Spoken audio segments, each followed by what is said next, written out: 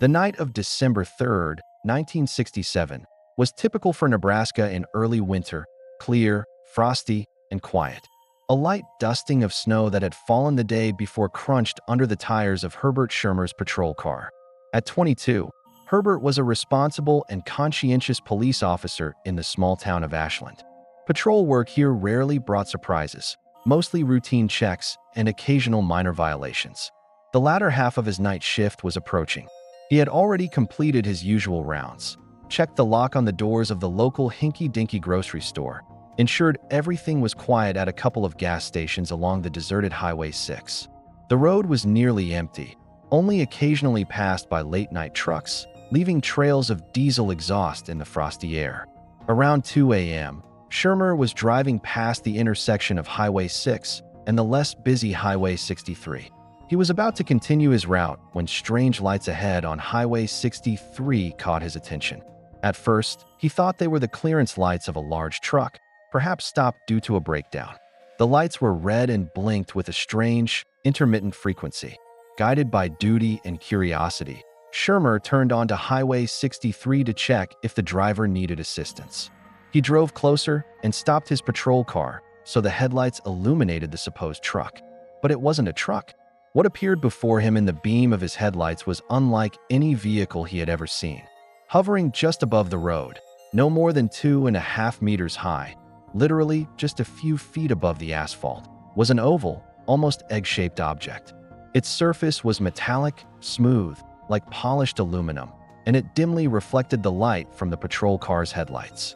Around the object's perimeter, roughly at its equator, ran something like a narrow gallery or protruding belt.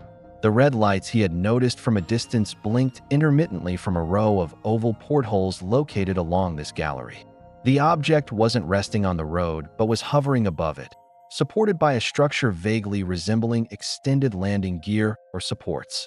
No sound could be heard, only the quiet rumble of his own car's engine and the ringing silence of the frosty night. Schirmer sat in his car, literally frozen in amazement. Seconds stretched out. What was it? A secret military craft? Someone's strange prank?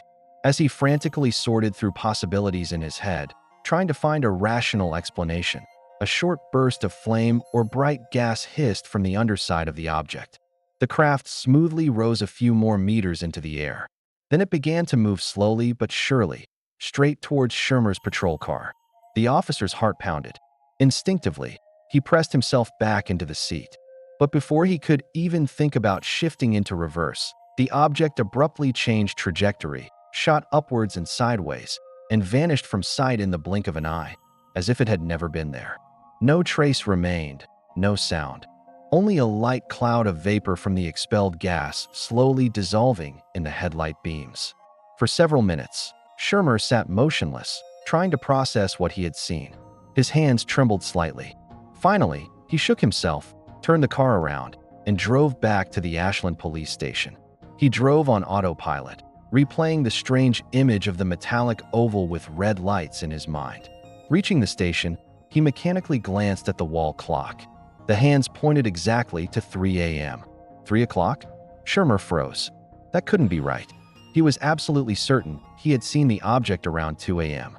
The entire incident, from the moment he turned onto Highway 63 until the craft disappeared, felt like no more than 10, maybe 15 minutes at most, or had almost a whole hour gone. This discrepancy unsettled him almost more than the sight of the strange object itself. Feeling completely thrown off track, he walked over to the duty log. After a brief hesitation, he made an entry, trying to give it as official a tone as possible, but couldn't resist a note of disbelief in his own eyes. Saw flying saucer at intersection of Highways 6 and 63. 3 a.m. Believe it or not. Signature. Afterward, a sharp headache hit him, and nausea rose in his throat. He felt utterly exhausted, as if he hadn't slept for days. Rubbing the back of his neck to ease the stiffness, he felt a strange welt, a red, slightly swollen mark at the base of his skull that definitely hadn't been there before. This was the last straw. The night was no longer just strange, it was frightening. News of the log entry and Schirmer's story spread quickly. Soon, the Condon Committee, a scientific group at the University of Colorado commissioned by the U.S. Air Force to study the UFO phenomenon, took an interest in his case. Shermer was invited to Boulder, Colorado, for interviews and evaluation. The young officer, still reeling from the experience and unable to explain the lost time and strange symptoms, agreed. On February 13, 1968, in Boulder, he underwent a series of psychological tests and interviews. Then he was introduced to Dr. Leo Sprinkle, a psychologist from the University of Wyoming who specialized in regressive hypnosis as a method for recovering suppressed memories. Shermer consented to a session. Under hypnosis, details of the missing hour began to surface. He recalled that as soon as he stopped his car and illuminated the object with his headlights, his patrol car's engine suddenly died, and his radio went silent, emitting only a brief crackle.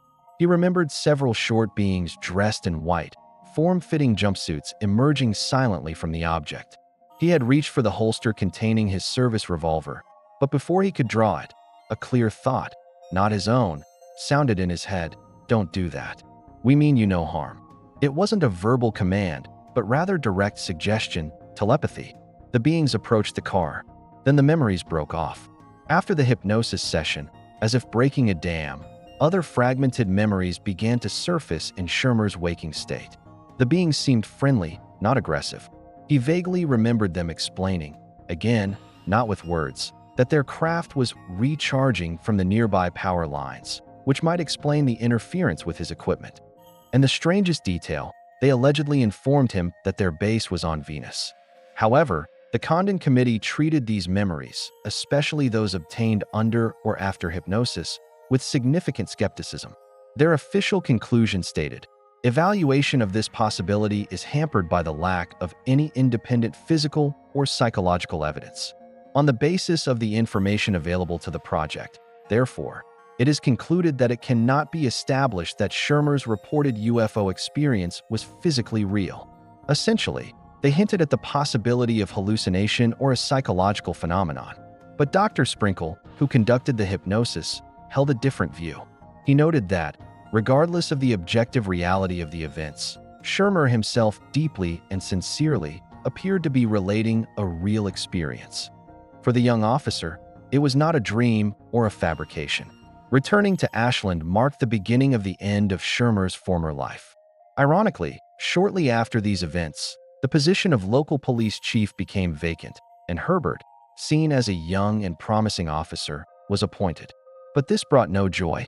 The memories of the encounter, the lost time, the strange beings haunted him, making it hard to concentrate on work. Worse, the story leaked to the press, and he faced a barrage of ridicule and disbelief from some locals. In the small town, he became the subject of gossip and jokes about the contactee with Venusians. Tension mounted. One night, someone planted an explosive device under his car. Thankfully, no one was hurt, but it was a clear act of aggression and intimidation. His personal life also fell apart.